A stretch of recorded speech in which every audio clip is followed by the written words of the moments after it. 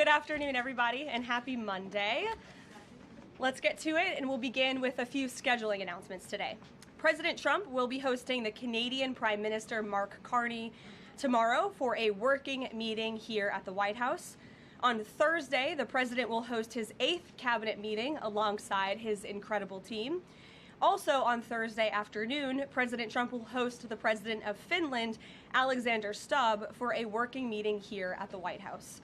The president also wanted me to relay his congratulations to Japan for electing their next prime minister, a highly respected person who also happens to be the first female to hold the position for our great ally. While President Trump continues to negotiate peace deals, meets with world leaders, and celebrates the 250th birthday of our United States Navy, as you saw he and the First Lady do just yesterday, Democrats, unfortunately, are continuing to play political games, and we are now in day 6 of the Democrat federal government shutdown. Millions of American federal workers are under enormous financial stress as a result, wondering how they will pay their bills and take care of their families. If the Democrats do not vote to open the government tonight, federal workers will not receive their next full paycheck. Additionally, the special supplemental nutrition program for women, infants, and children will run out of federal money very soon. This program provides vouchers to buy infant formula, fresh fruits and vegetables, and other healthy foods for low-income families. It can be easily fully funded if Democrats simply vote tonight to reopen the government. Also, our incredible military service members who risk their lives to preserve and defend our country are now working without pay and will miss their next paychecks if this Democrat shutdown does not end tonight. The Republican-backed clean and nonpartisan funding bill fully funds this important food aid program, gets our troops paid, and reopens the government.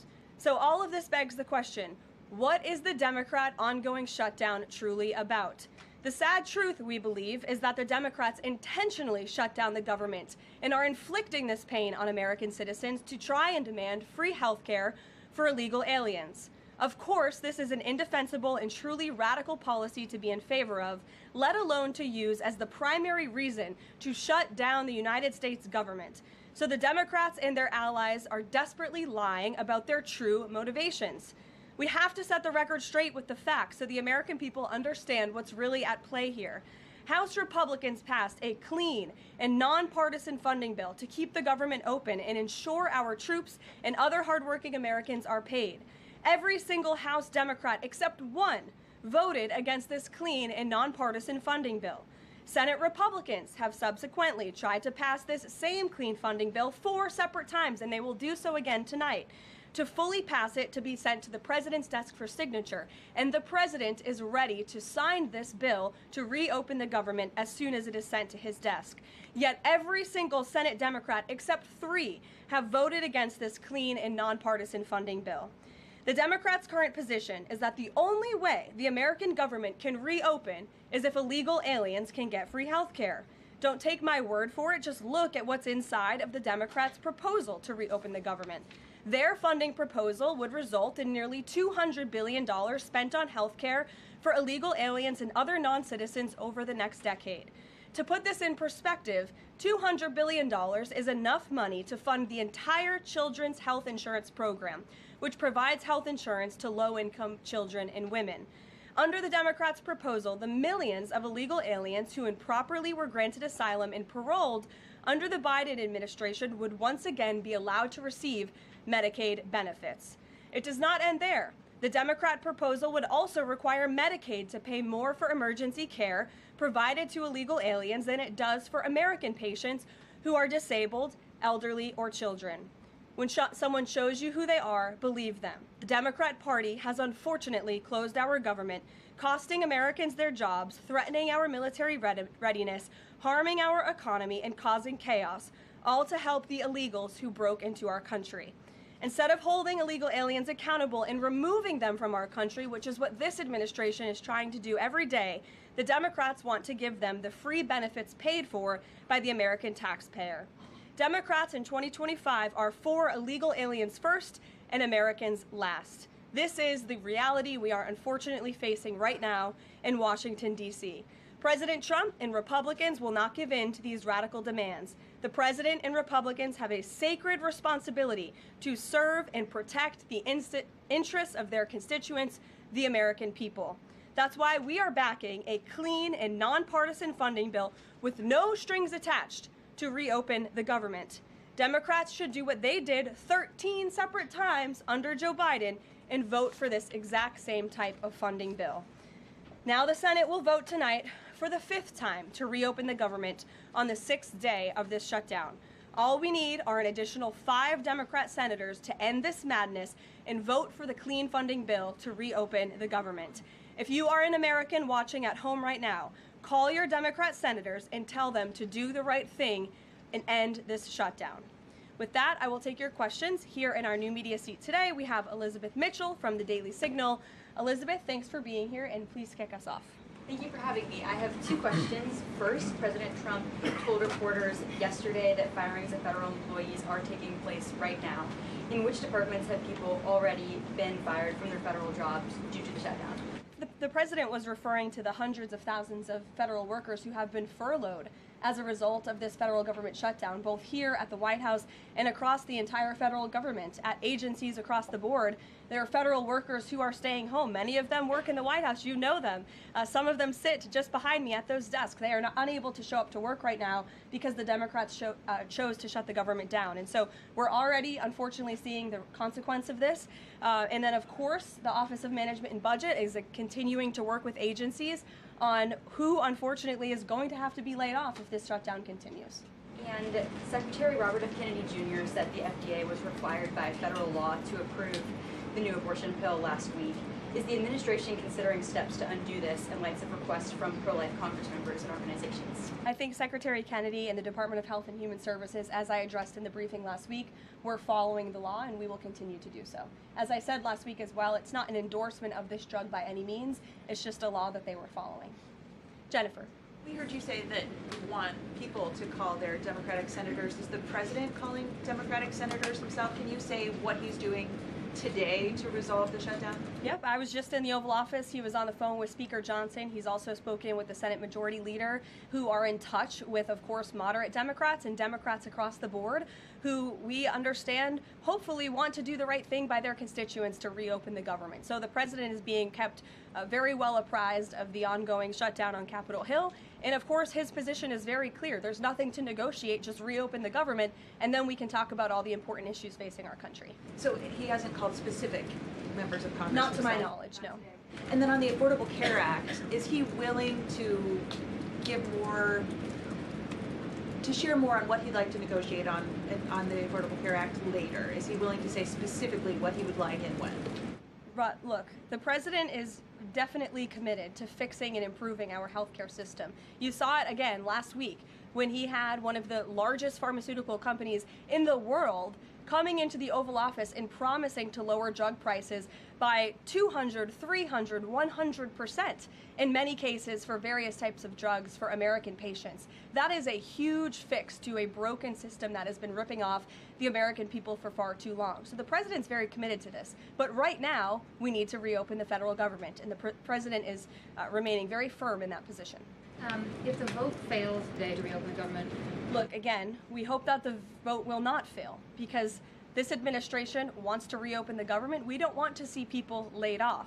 But unfortunately, if this shutdown continues, layoffs are going to be an unfortunate consequence of that. Is there a timing for when that would happen? Well, look, we'll see how the vote goes tonight. And can you confirm, is the White House floating a proposal to cap Obamacare subsidies by denying them to new enrollees?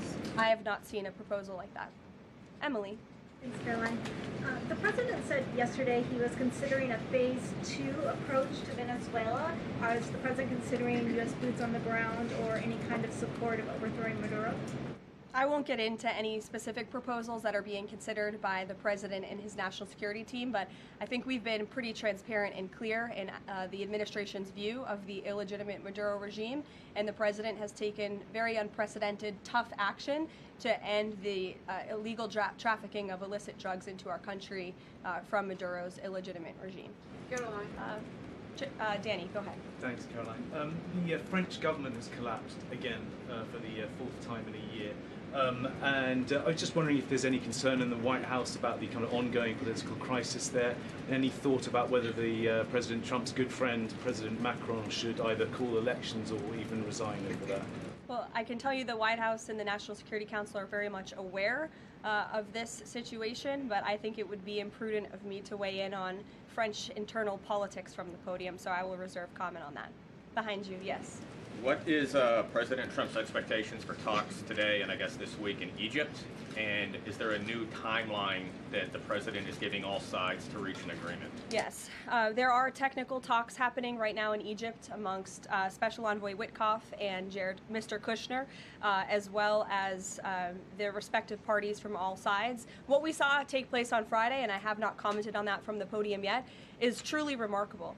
You've seen all sides of this conflict agree that this war needs to end and agree to the 20-point framework that President Trump proposed. It's an incredible achievement, and the administration is working very hard to move the ball forward as quickly as we can.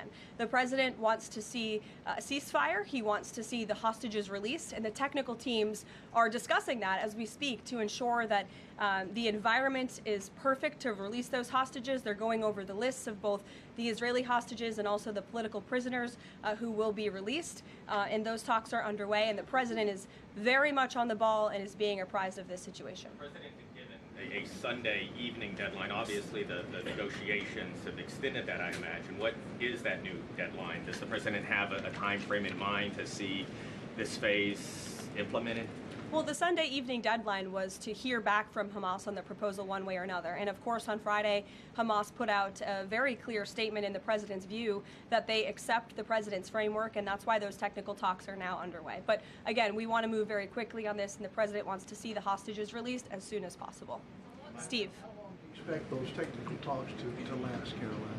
I don't want to draw a red line up here, Steve. Of course, it's very important, as I just mentioned, that we get this done quickly. That's how the president's team feels, so we can get some momentum, get the hostages out, and then move to the next part of this, which is really ensuring that we can create a lasting and durable peace in Gaza, and ensure that Gaza is a place that no longer threatens the security of Israel or the United States. What do you expect to be on the agenda for the president's meeting with the Prime Minister of Canada tomorrow?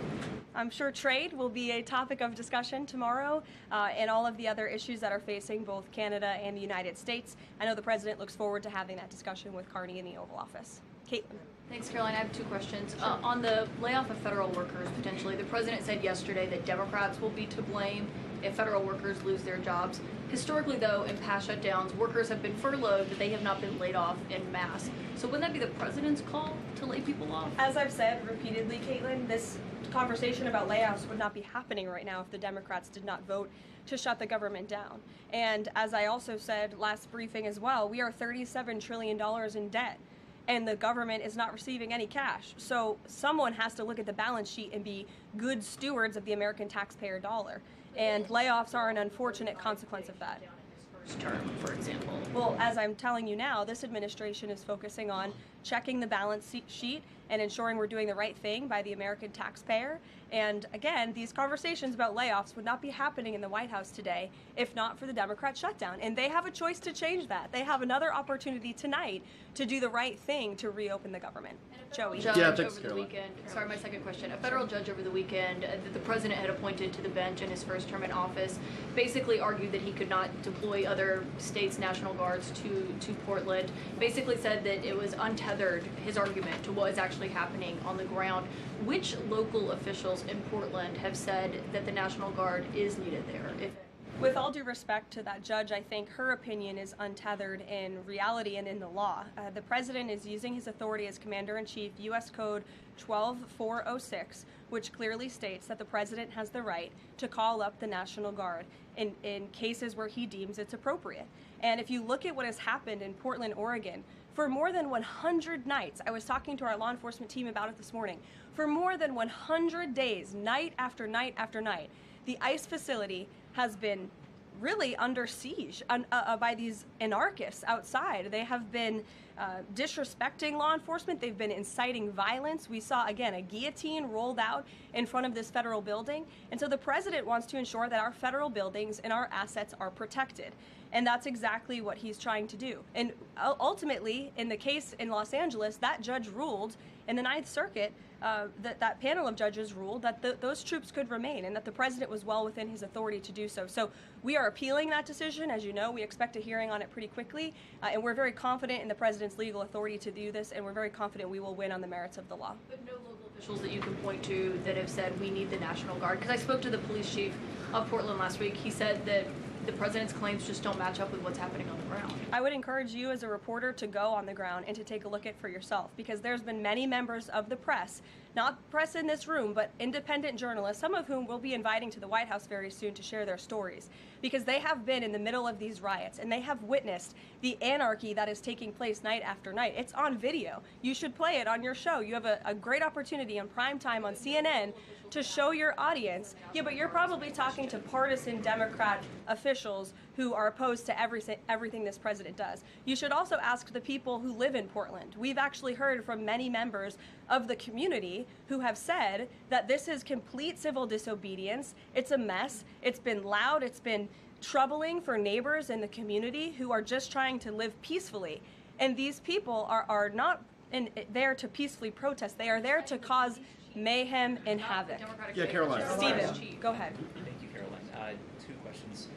First, do you have a reaction to reports that thousands of Cuban troops are deployed alongside Russia fighting in Ukraine? And on a very different matter, the president last week floated in an interview with our colleague Daniel from One America a rebate for tariffs of up to $2,000 per person.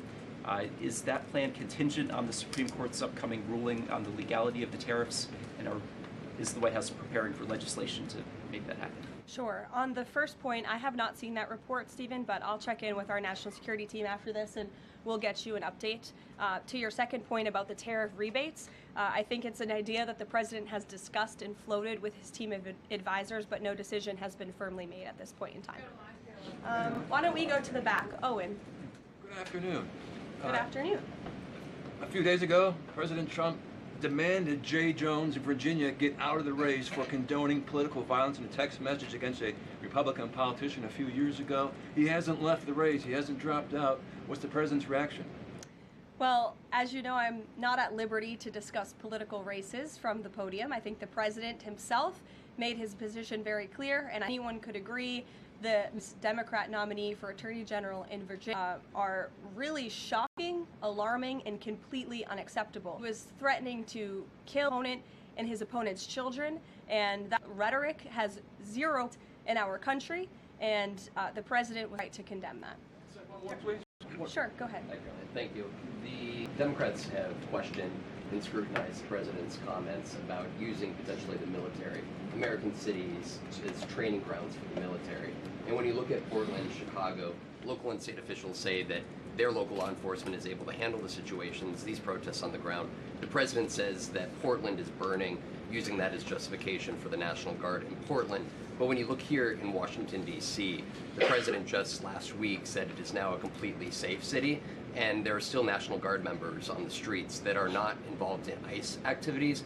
Can you provide the justification for the White House here in Washington, D.C., why the National Guard members continue to be out on the streets? Because Washington, D.C. has invited the National Guard here. Why? Because the mayor is doing the right thing, unlike mayors in other cities like Portland, as Caitlin and others have pointed out, who refuse to see that there are positive results from when local law enforcement works with federal law enforcement to do the right thing on behalf of their citizens. And Washington, D.C. is no doubt a safer city right now, today, than it was a few months ago when President Trump started this initiative to make D.C. safe again. And the National Guard is still here because the president and the mayor agree that it's a good thing for the city. Just like you're seeing in Memphis, for instance. We'll have National Guard deployed to Memphis. We have federal agents who are on the ground working with state and local law enforcement. The state police in Tennessee are part of this effort. The local metropolitan police in Memphis are part of this effort. State and local law enforcement and federal law enforcement should be working together. And it's a shame that we see in some cities across the country that their mayors are just simply refusing to cooperate because they don't like Donald Trump. And that's what this boils down to. And I don't think any American would disagree that Chicago needs more law enforcement reinforcements, that they need more resources. Look at this headline from over the weekend. At least 30 people shot during the weekend in Democrat-run Chicago. 5 of them were killed in one weekend. This is completely unacceptable, and the president wants to make American cities safer, and he's willing to work with anyone to do it. If the courts allow you to ultimately send in the National Guard into Chicago and Portland, do Democrats not have reason to be concerned that there are long-term plans by this administration to keep U.S. military or the National Guard in American cities, like what we're seeing here in Washington? Why should they be concerned about the federal government offering help to make their cities a safer place? They should be concerned about this. They should be concerned about the fact that people in their cities right now are being gunned down every single night. And the president, all he's trying to do is fix it. And there has been a complete smear campaign by the Democrats and the media, quite frankly. I was reading Political Playbook this morning, one of the most inside the Beltway newsletters you can find. And you guys are framing this like the president wants to take over the American cities with the military. The president wants to help these local leaders who have been completely ineffective in securing their own cities. And we have already seen there's a positive formula for that. Look at Washington, D.C. The murder rate has declined significantly. Our streets are safer. People who live here feel safer. All of you in this room, I know you do, you just won't admit it. And it's a proven system that works, and the president wants to make America's cities safe again. And I don't think there's anything wrong with that. Michael. Thank you, Caroline. 2 questions, if I may. Because the mayor wants them. Michael. These talks in Egypt, if Hamas does agree to relinquish power and give it up, cede power to this transitional technocratic government, if that does happen, would the Trump administration then recognize a Palestinian state? Look, I don't want to get ahead of the technical talks right now, Michael. They're extremely sensitive. They're taking place, again, as we speak, and there's a lot of, there's many things to discuss, of course. This is, hopefully, we expect and we hope going to be one of the greatest peace deals this world has ever seen. And the Trump administration is working diligently and working very hard to get there. And as I said, Friday, all terms agreed. We have the Arab countries who are working with us. Of course, Israel has been incredible in cooperating with the president's plan and agreeing to it. And we're very hopeful, and we expect that to continue. Carolyn, you tweeted about this over the weekend. Thank you. I was going to you in the blue shirt and tie. Thank you, yes, Caroline. You're welcome. The Daily Mail. Today, the Supreme Court declined to hear Ghislaine Maxwell's appeal. Will Trump rule out granting her clemency? Is that something the White House is considering? It's not something I've heard discussed. And we don't comment on clemency requests that may or may not have been made, but I'm certainly not tracking that one at this point in time. Caroline. Jordan, go ahead. Thank you, Caroline. So we're talking about these radical groups in Portland and Chicago. I know the president has spoken about potentially going after George Soros with RICO charges and for funding all of this violence. Has there been any update on that? And also, is the administration looking into the other nonprofits, maybe taking away their 501c3 status for funding this violence? And one more question. Sure. The financial backing of these groups, particularly Antifa, is certainly something the administration is looking into aggressively. And the federal government has never really been mobilized or tasked with doing that. So we're kind of kickstarting that into gear. The FBI is working on it alongside the White House's Homeland Security Task Force. We have our intelligence community looking into this as well. And even the Secretary of Treasury is involved with these matters since they are financial in nature. And we will continue to get to the bottom of who is funding these organizations in this organized anarchy against our country and our government. It's a question the American people have been begging the answer for many years, and we're committed to uncovering it. And when we do, I'm sure you'll be one of the first people to know. Separately, Caroline. Thank you. So Gaza, under the president's plan, is going to be governed by a transitional governance of a technocratic, apolitical Palestinian committee made up of qualified Palestinians and international experts.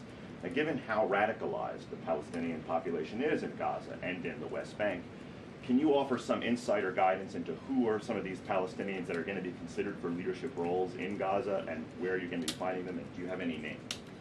We're not quite there yet, Jonathan.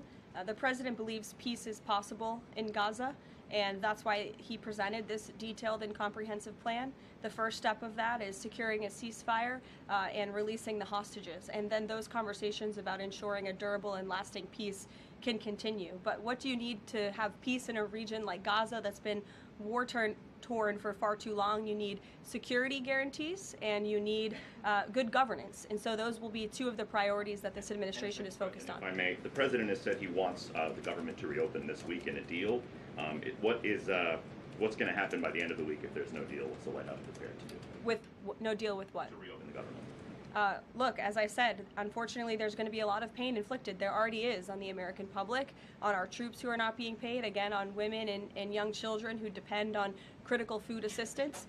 We hate to see this. And in fact, the Office of Management and Budget is trying to do everything they can to find funds to get out the door for these vulnerable populations in our country. Again, we shouldn't be having to do that. The Democrats have a chance to change course tonight. I believe the vote's taking place at 6:30, and we urge Democrat senators to vote to reopen the government and to do the right thing. Thanks, guys.